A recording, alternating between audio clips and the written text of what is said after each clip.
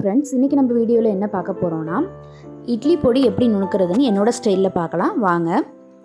இட்லி பொடிக்கு பார்த்திங்கன்னா தேவையான பொருட்கள் என்னென்ன அப்படின்னு சொல்லிட்டு ஃபஸ்ட்டு பார்த்துடலாம்.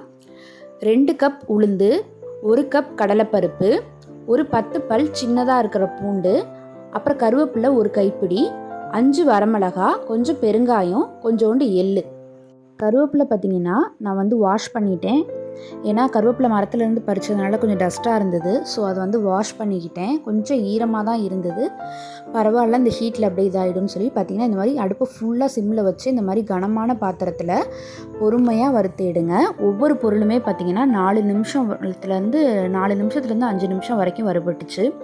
ஏன்னா ஒவ்வொரு பொருள் சீக்கிரமாக வறுபட்டுரும், ஒவ்வொரு பொருள் லேட் ஆகும். அதனால் எதையுமே ஒன்றோட ஒன்று சேர்த்து வறுத்துடாமல் பொறுமையாக ஒன்றா ஃப்ரை பண்ணி எடுங்க. இந்த மாதிரி ஃபுல் சிம்மில் வச்சு ஃப்ரை பண்ணுங்கள். கருவேப்பிலையெல்லாம் பார்த்திங்கன்னா நம்ம வதங்கினதுக்கப்புறமா நல்ல ஒரு ஃப்ளேவர் வந்தது. ஃபஸ்ட்டு கருவேப்பிலை, அடுத்தது பூண்டு, அப்புறம் வரமிளகா, இது 3ஐயும் நான் ஃபஸ்ட்டு வறுத்து எடுத்து வச்சுட்டேன். அப்புறமா பார்த்திங்கன்னா 2 கப் உளுந்து எடுத்துருக்கோம் இல்லைங்களா, அடுத்தது உளுந்தை கொட்டிடலாம். உளுந்தெல்லாம் பார்த்திங்கன்னா ரொம்ப சிம்மில் வச்சு நல்லா வாசனை வர்ற அளவுக்கு வறுத்து எடுங்க. அடிக்கடி பார்த்திங்கன்னா இந்த மாதிரி இப்போ கிளறி மட்டும் விட்டுக்கிட்டே இருங்க.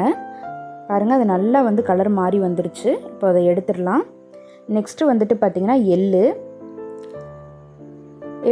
கொஞ்சம் அளவாக எடுத்துக்கிட்டால் போதும். 1/4 கப் அளவுக்கு எள்ளு எடுத்தால் போதும்.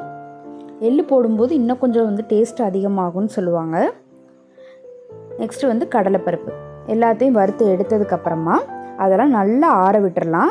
அந்த சூட்டோடு இருக்கும்போதே அது கூட கொஞ்சமாக மிளகாத்தூளும், அரைக்கும் போது உப்பும் பெருங்காயமும் நம்ம ஆட் பண்ணிக்கலாம்.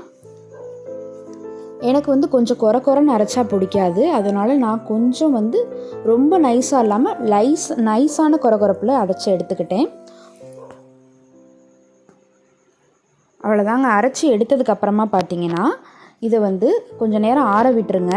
டப்பாவில் கொட்டினதுக்கப்புறமும் உடனே மூடிடாதீங்க. அந்த லைட்டாக அந்த சூட்டுக்கு கொஞ்சம் ஒரு மாதிரி ஆகிடும்.